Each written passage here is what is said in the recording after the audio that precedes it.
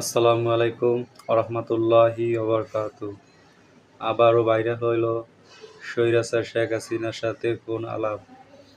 গোপালগঞ্জ সদর ছাত্রলীগের ছাত্রলীগের যুগ্ম আহ্বায়ক সাইম খানের সাথে স্বৈরাচার শেখ হাসিনার আবারও ফোন আলাপ ভাইরাল।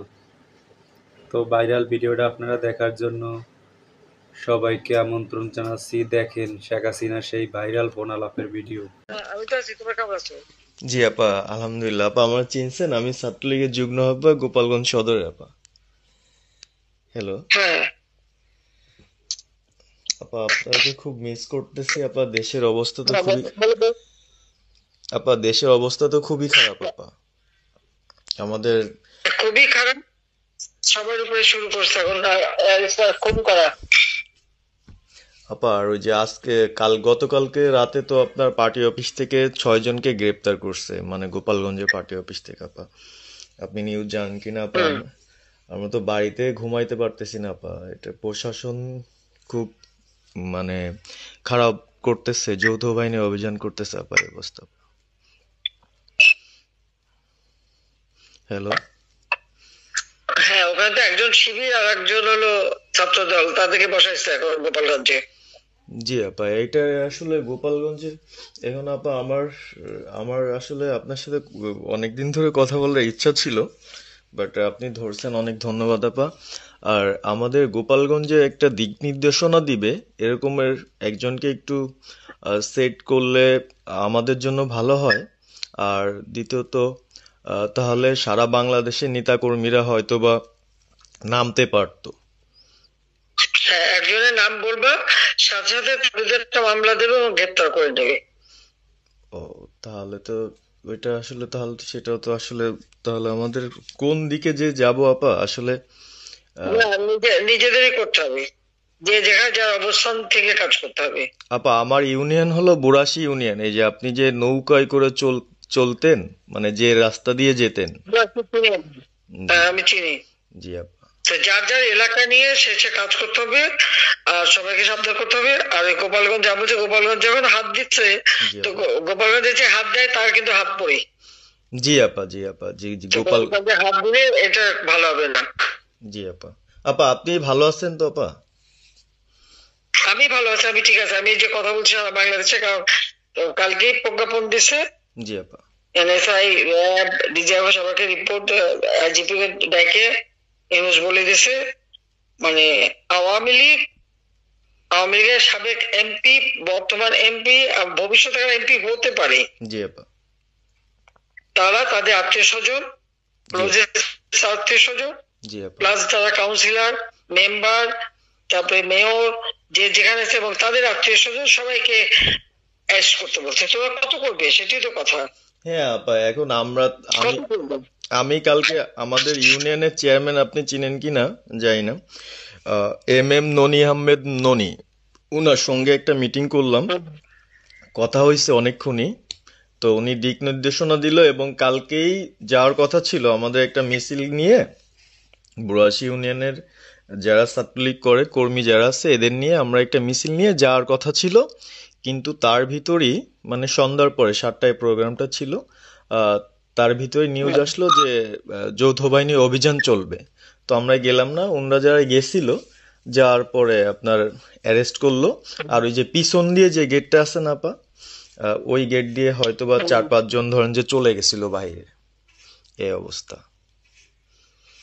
আর আমাদের যারা আসলে আমরা দলকে ভালোবাসি, আহ, আপনাকে ভালোবাসি, সংগঠনটাকে সুন্দরভাবে সচ্ছল রাখার চেষ্টা করতেছি, এদের খুব ডিস্টার্ব করতেছে খুবই। আপনার যেদিন জন্মদিন ছিল ওই দিন আমরা আমাদের ছোট ভাইদের দিয়ে, বঙ্গবন্ধু কলেজের ওদের দিয়ে আপনার অনুষ্ঠানটা ওরা করতেছিল, কেক কাটতেছিল, এর ভিতরে ওসি নিজে এসে ওদের কলার ধরলো। মানে খুব অ্যাক্টিভ যে 4-5 জন ছেলে আছে, হিমেল, তারপর বাপ্পি, রেয়াজ, সাকিব, তারপরে সাব্বির, এরা বঙ্গবন্ধু কলেজের আসলে আহ, আমরা আমি ব্যক্তিগতভাবে যতটুক না করতে পারতেছি, ওরা ততটুকু করতেছে। এবং আমরা একটা মশাল মিছিলও করলাম সেদিনও। আপনার আর্মি আমাদের পরবর্তীতে ওদের বাসায় যে ঝামেলা করলো, আমি একদম সামনে ছিলাম। আমি আপনার ওই ছবিটা পাঠাইছি, আপনি দেখছেন হয়তোবা। আর প্রত্যেকটা মিছিল মিটিং ইনশাল্লাহ আপা থাকি, কিন্তু এলাকার এমন একটা পরিস্থিতি সৃষ্টি হচ্ছে, সেটা হলো আপনার ৭৫ পরবর্তীতে যেভাবে মানুষজন ভয় পাচ্ছিল, সেই জিনিসটা আপা সবাই করতে চাচ্ছে। মানে জোর করে আসো আমাদের দলে যোগ দাও। মানে দোকানে বসলে, চার দোকানে বসলে অনেক কিছু শোনা যায়, অনেক কিছু বোঝা যায়। কিন্তু এখন আহ, আমাদের দরকার সারা বাংলাদেশে, মানে আমার ক্ষুদ্র জ্ঞান থেকে বলতেছি, সারা বাংলাদেশে যে একটা সংগঠনটা চালাবে, আপনি সভাপতি থাকবেন, এবং ভারপ্রাপ্ত যদি কাউকে কোনো দেওয়া যায় যাকে ভালো মনে করেন, তাহলে আমাদের সারা ৬৪ জেলা। জি আপা, দাঁড়াও, একটু পাকা কথা এখন বলার সময় না। সরি আপা। এখন যার নাম দেব তাকে সবার আগে অ্যারেস্ট করবে, জি আর তার নামে সবার আগে মামলা দেবে। জি আপা। আপা আমাদের মাঝে মাঝে ওই যে প্রেস, মানে কালকে যে প্রেসটা দিচ্ছেন এটা আমি সুন্দর পড়ছি, অনেক ভালো লাগছে, এবং আমি আমার ফেসবুকে ছাড়ছি। হ্যাঁ, ওটা আমি নিজে দেখে দিছি, আমি কারেকশন করে দিছি, এবং আমাদের ফেসবুক ওটা দেওয়া হচ্ছে, ওইভাবেই যাবে। আর আমাদের আমরা কয়েকজন নেতা ঠিক করে দিছি, তারা বিভিন্ন ইস্যুতে একটা করে স্টেটমেন্ট দেবে। জি আপা। আমার অনেক, তুমি নাম দিতে বলো, হ্যাঁ শেখ সালিমের নাম দিয়ে দাও, সে চালাক। না উনি কিভাবে, উনি উনি তো মানে আমাদের তাহলে কে চালাবে? আমাদের কে চালাবে? আপনি যারে বলবেন। আমি যারে বললে তো হবে না, তোমাদের এই যে বাস্তবতা বুঝতে চাও না কেন? জি আপা। এখনই যার নাম দেবা তখনই সে অ্যারেস্ট হবে। তাহলে আপনি। সাজার খান, জি হ্যাঁ সাজার খান নামছে, তাকে অ্যারেস্ট করছে। জি আপা। বসে বসে মানে কার কাছ থেকে কি পাকা কথা শুনে বলে তো লাভ নাই।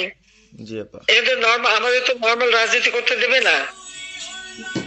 জি আপা। ওই ওসি যে ওসিতে কলার ধরছে, ওসিদের নাম কি, ওসির বাড়ি কোথায়, সেটা খোঁজ করে বার করো, আমারে পাঠাও।